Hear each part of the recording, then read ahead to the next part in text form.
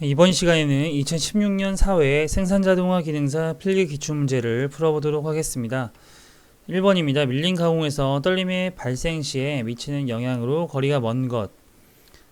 떨림 발생 시에는 그 가공면이 굉장히 거칠게 하고요. 생산 능률을 저하시킵니다. 가공면의 표면 조도가 좋아지는 것이 아니라 나빠지죠. 밀린 겉의 수명을 단축시킵니다. 답은 3번이 되겠습니다. 2번입니다. 절삭공구 재료에서 표준 고속도강의 주성분이 아닌 것은 표준 고속도강의 주성분으로는 텅스텐, 크롬, 그리고 바나듐, 몰리브덴이 있겠습니다. 코발트까지 있겠네요. 그래서 크롬, 텅스텐, 바나듐, 탄화, 티타늄은 고속도강의 주성분이 아닙니다. 답은 4번이 되겠고요. 3번입니다. CNC 선반에서 준비 기능에서 G32 코드의 기능. G32 코드는 그 G76 나사 절삭 사이클 그리고 G92와 같은 나사 절삭을 하는데 사용되는 G 코드입니다. 답은 3번이 되겠습니다. 4번입니다. 다음 중 변속 기호를 이용해서 작동되는 보통 선반 작업 시에 그 주축 변속 시점으로 가장 적합한 것. 절삭 가공 중에 주축 변속을 하면 안 되고요. 주축 정지 상태에서 해야겠죠. 답은 2번이 되겠고, 고속 회전 중에는 절대 하면 안 됩니다. 답은 2번 주축 정지 상태가 되겠습니다. 5번입니다. 브로치 가공에 대한 설명으로 틀린 것은 브로치 가공이라고 하는 것은 브로치라는 가공이 있는데 이것은 날이 하나가 아니라 여러 개죠. 그리고 1회 그 인발 또는 그 압입으로 하는 가공이 되겠습니다. 브로치 운동 방향에 따라서 수직형과 수평형이 있고요. 브로치 머신은 가공면에 따라서 내면용과 외면용이 있습니다. 브로치에 대한 그 구동 방향에 따라서 압입형과 인발형으로 나눠지고요. 복잡한 융화 형상의 안내면은 불가능하여 안내면의 키움 절삭에 주로 사용된다고 나와 있는데 여기서 안내면도 가능합니다. 틀린 것은 4번이 되겠습니다. 6번입니다. 방전 가공용 전극 재료의 구비 조건은 틀린 것. 방전 가공용 전극 재료는요, 우선 가공 속도가 커야 되고요, 기계 가공이 쉬어야 됩니다. 그리고 전극 소모가 적어야 되고요, 가공 정밀도가 높아야 합니다. 여기서 틀린 것은 전극 소모가 적어야 되죠. 답은 3번이 되겠습니다. 7번입니다. 1회 전환 동안에 드릴의 이송거리는 0.05mm per revolution이라고 했습니다. 드릴 끝 원뿔의 높이는 1.6mm, 구멍의 깊이가 25mm일 때 이 구멍을 뚫는 데 소요되는 시간이 약 얼마인가 라고 했는데요. 속도는 50m per minute, 드릴 지름은 12mm라고 했습니다. 우선 1회 전 동안의 이송 거리는 0.05mm per revolution이라고 했는데요. 이 뜻은 1회전을 하는 동안 0.55mm 간다는 뜻입니다. 총 길이는 우선 원뿔의 높이가 1.6이고 구멍의 깊이가 25mm라고 했으니까 총 길이는 1.6 더하기 25 해서 26.6이 나오겠죠. 관통하는 데 필요한 회전수를 x라고 두고 비례식을 사용해서 관통하는 데 필요한 회전수를 구해보도록 하겠습니다. 전체 길이 26.6 때 0.05 이송거리 0.05이기 때문에 0.05는 x 대 1, 이 1은 회전수죠. 0.5가 1회전 하는 동안 0.5mm가 이송 거리이기 때문에요. 그래서 x는 계산을 해보면 532 레볼루션이 나옵니다. 그래서 532 바퀴인 거죠. 즉, 이 뜻은 532바퀴를 회전해야 이 구멍을 관통할 수 있다는 뜻입니다. 여기서 절삭 속도를 주어졌으므로 이 절삭 속도를 가지고 회전수를 구해볼 겁니다. 그래서 회전수를 구해서 이 시간을 구해보도록 하겠습니다. 절삭 속도 구하는 공식은 V는 1000분의 파이 dn이므로 여기서 절삭 속도가 나와 있죠. V는 50m per minute입니다. 그리고 1000분의 파이 곱하기 드릴 지름이 12mm라고 했으므로 12mm 곱하기 n, n을 계산해보면 약 1327 레볼루션이 나옵니다. 그러면 분당 1327회전을 하니까요. 여기 지금 구해놓은 관통하려면 532 회전을 해야 한다 했죠. 그럼 532 대 1327 이는 x 대 1분이 되겠네요. 1분에 1327 바퀴를 돈다고 했으니까요. 그러면 이 x의 시간이 되겠죠. 관통하는데 필요한 시간 x가 나오겠네요. 그러면 x를 계산해보면 0.4분이 나옵니다. 답은 3번이 되겠고요. 이것은 그 기초 수학 지식과 기초 전사속도 구하는 공식만 알고 있으면 어렵지 않게 풀 수 있는 문제가 되겠습니다. 8번입니다. 그 연삭 숫돌 중에 초경합금 연삭 작업에 쓰이면 색깔이 녹색인 것. A는 그 알루미나이고요. C는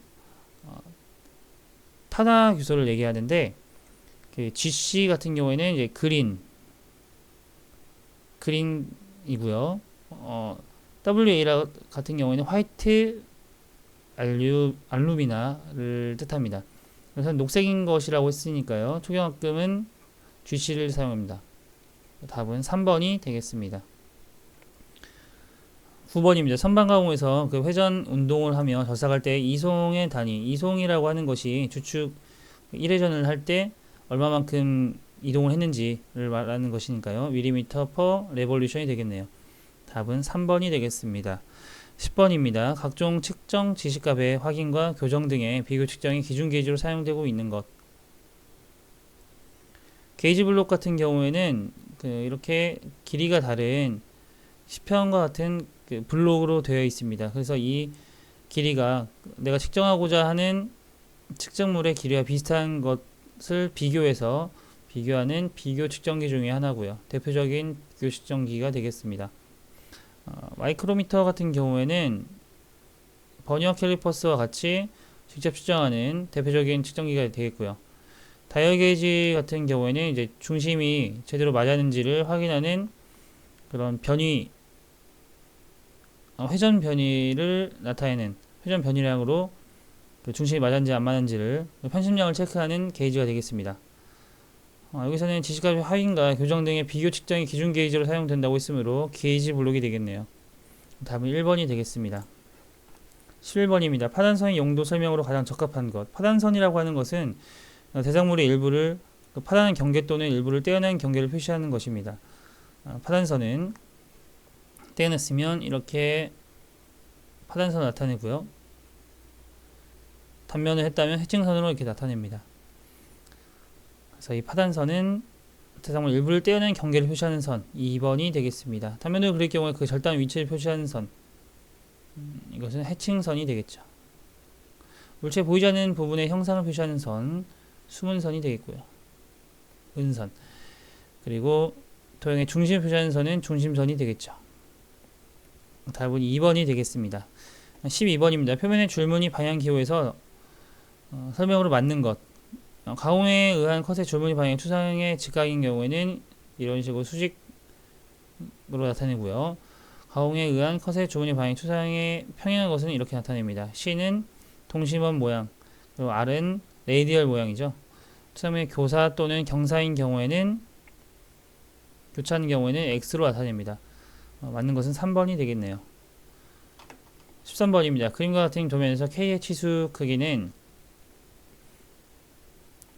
여기 K의 그 치수를 알려면 B까지의 거리, 지금 B까지의 거리, X좌표가 여기서부터 여기까지가 140이라고 나와 있습니다. 그럼 이 K의 값은 B의 치수 마이너스 D를 해주면 되겠죠. D는 지금 몇으로 나와 있죠? 60으로 나와 있네요. 60. 그러면 이 K의 치수는 140 마이너스 60을 해주면 되겠네요. 그럼 80이 나오겠죠. 답은 4번이 되겠습니다. 14번입니다. 공유합 기호에서 동력원의 기호 중 전동기를 나타내는 것. 1번은 원동기를 나타내고요. 2번은 전동기를 나타냅니다. 색이 이렇게 칠해져 있는 것은 유화번을 뜻하고요. 색이 없는 것이 공화번이 되겠습니다. 답은 2번 전동기가 되겠습니다. 15번입니다. 보기는 입체 도형을 제3가법으로 도시한 것입니다. 완성된 평면도 우측면도를 보고 미완성된 전면도를 옳게 도시한 것. 우측면도를 우선 보시면 전면도 오른쪽 작은 사각형 부분에 부분이 그 삼각형이라는 것을 알 수가 있습니다. 그러면 이쪽 부분에 안 보이는 부분에 삼각형이 있다는 거죠. 그래서 안 보이는 곳에 은선을 이렇게 표시해 줌으로써 나타내 줘야 됩니다. 방향은 평면도와 우측면도 봤을 때 이쪽 방향이 되겠죠. 답은 4번이 되겠네요. 16번입니다. 추상도법 중에 그 일가법과 제3가법이 속하는 추상도법. 일가법과 삼가법이 추상도 속하는 것은 정추상도죠. 중추상도. 정추상법이 되겠습니다. 답은 4번이 되겠습니다. 17번입니다. 기호의 도시에 있어서 P1을 나타내는 선. P1을 나타내는 것은 간의 일점선으로 나타내고요. 이 끝 원은 굵은 실선, 그리고 이 끝이 아니라 이뿌리 원이네요. 이뿌리 원은 간실선으로 나타냅니다. 이렇게 기호 체형이 있을 때 이 부분이 이 끝원, 이 부분입니다. 이 부분 이 뿌리원, 그리고 이 부분 피치원이 되겠습니다. 1.4선으로 나타내는 게 피치원. 18번입니다. 아래 도시된 내용은 리벳 작업을 위한 도면 내용입니다. 바르게 설명한 것. 양끝 20mm를 띄워서 50mm의 피치로 피치가 여기 원에 근접한 그 원의 중심까지의 거리, 중심 사이의 거리를 피치라고 합니다. 50mm의 피치로 지름 15mm의 구멍을 12개 뚫는다. 이 12-파이 15라는 것이 그 지름 15파이짜리를 12개가 있다는 뜻을 가리킵니다. 답은 맞는 것은 1번이 되겠습니다. 19번입니다. 기하공차의 틀의 설명에 옳은 것은 우선 평행도네요. 기하공차가 평행도를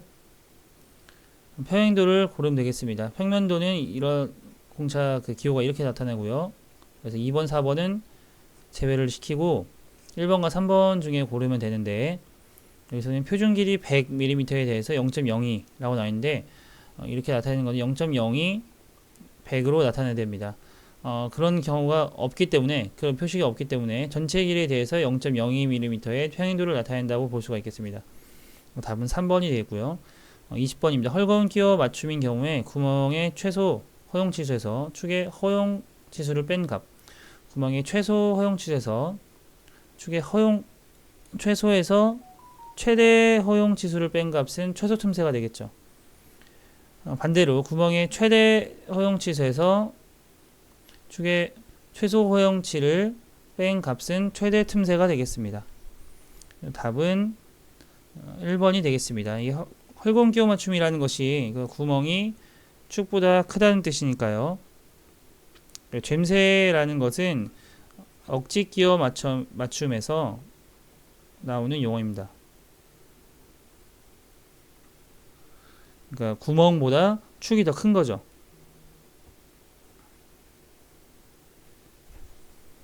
21번입니다. 유압 액추에이터가 받는 부하에 관계없이 일정한 유압류가 흘러서 교충 요소를 조절해서 속도를 조절해주는 밸브를 구하라고 했는데요.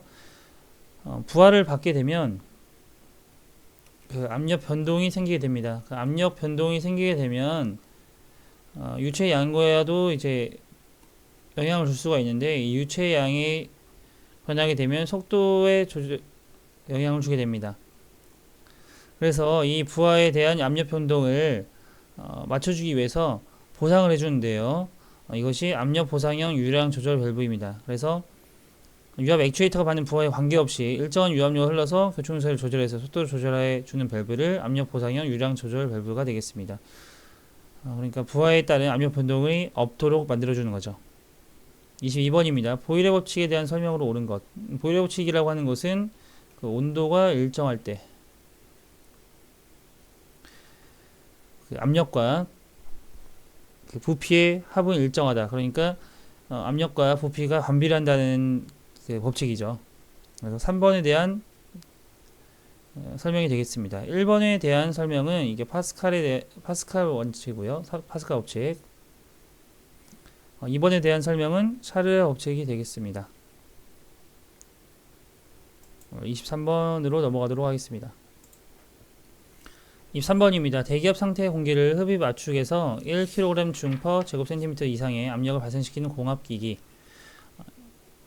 1kg 중 per 제곱센티미터 이상을 발생시키는 공압기기는 공압 압축기가 되겠습니다. 그리고 0.1에서 1kg 중 per 제곱센티미터를 발생시키는 것은 팬이 되겠고요. 그 이하는 0.2 이하는 송풍기가 되겠습니다. 답은 3번이 되겠고요. 24번입니다. 캐스케이드 회로에 대한 설명 중 틀린 것. 이 캐스케이드 회로는 이 스테퍼 회로와 반대되는 것인데요. 스테퍼 회로는 그 릴레이 개수가 많고요. 그 대신 그 디버깅, 그 오류 잡는 작업이 수월합니다. 반면에 캐스케이드 같은 경우에는 그 릴레이 개수가 적습니다. 그래서 릴레이 개수가 적기 때문에 이 릴레이가 하는 역할이 뚜렷하게 정해지지 않고 A 접점과 B 접점으로 나타내게 됩니다. 그래서 오류를 잡아내는 작업인 디버깅이 어렵습니다. 보기를 먼저 보시겠습니다. 제어 그룹의 개수를 4개에서 5개 이내로 제한합니다. 맞고요. 캐스케이드 밸브의 수는 제어 그룹에서 1을 빼면 됩니다. 캐스케이드 밸브는 직렬로 연결하는 것이 아니라 병렬로 연결합니다. 4번 오포트 2 위치 오포트 2웨이 그 양측 공합 작동 밸브 및 방향성이 없는 3포트 2웨이의 롤러 리밋 밸브를 사용하니까 슬래성이 보장됩니다. 그 답은 틀린 거 3번이 되겠습니다. 25번입니다. 공합 조작 유닛의 고정 요소로 속하지 않는 것. 공합 조정 유닛에는요, 필터, 그리고 윤활기, 압력 조절 밸브, 강압 밸브죠. 강압 밸브 이렇게 세 가지가 구성 요소가 되겠습니다. 부축 밸브는 속하지 않습니다. 답은 3번이 되겠고요. 26번입니다. 공합 실린더를 중간 정지하기 위해서 사용하기 위해서는 이렇게 위치가 3웨이가 되어야 됩니다. 그래서 5포트 3위치 방향제 밸브가 되겠네요. 중간 정지를 하기 위해서는. 답은 2번이 되겠습니다. 27번입니다. 방향제 밸브의 조작 방식 중에 기계 방식이 아닌 것. 기계 방식에는 롤러, 플런저, 스프링 이런 것들이 있고요. 레버 방식은 인력 조작 방식입니다. 답은 1번이 되겠습니다. 28번입니다. 다음 중 공합 단동 실린더의 용도로 가장 적절하지 않는 것. 공합 단동 실린더는 직선 운동을 하겠죠. 직선 운동. 이송, 클램핑, 프레싱. 클램핑이라고 하는 것은 이렇게 찍어서 눌렀다가 복귀하는 것을 클램핑이라고 합니다. 도장 찍는다고 보시면 되겠죠. 도장. 프레싱이라고 하는 것은 압력을 가하는 것을 프레싱이라고 합니다. 공합 실린더로 할 수 있겠죠. 로터링 같은 경우에는 이제 회전 작업에 사용이 되므로 단동 실린더 용도로는 가장 적절하지 않겠네요. 답은 2번이 되겠습니다. 29번입니다. 공합 장치의 특징을 설명한 것으로 틀린 것. 정밀한 속도 제어가 가능하다. 이것은 유압에 대한 설명이죠. 공합은 압축성이기 때문에 정밀 속도가 불가능합니다. 동력 전달 방법을 간단하고 용이하고요. 흠의 증폭 및 속도 조절이 용이합니다. 그 압축 공기의 에너지를 쉽게 얻을 수 있습니다. 대기에서 얻기 때문에요. 이 공합의 특성과 그 유압의 특성을 꼭 차이를 구분할 수 있어야 됩니다. 이 부분이 압축성 에너지이기 때문에 위치적이 나쁘다는 것이 굉장히 중요합니다. 응답성도 떨어지고요. 균열 속도를 얻기 힘들다. 이게 제어성과 관련이 된 내용입니다. 꼭 알고 넘어가시기 바랍니다. 30번입니다. 유압기기에서 작동류의 기능이 아닌 것. 작동류는 그 방청 기능, 윤활 기능, 그리고 압력 전달 기능이 있습니다. 방청 기능이라고 하는 것이 녹슬지 않게끔 해주는 거고요. 윤활 기능은 부드럽게 그 동작을 할 수 있도록 해주는 것이 되겠습니다. 응고 기능은 없죠. 그러니까 답은 3번이 되겠습니다.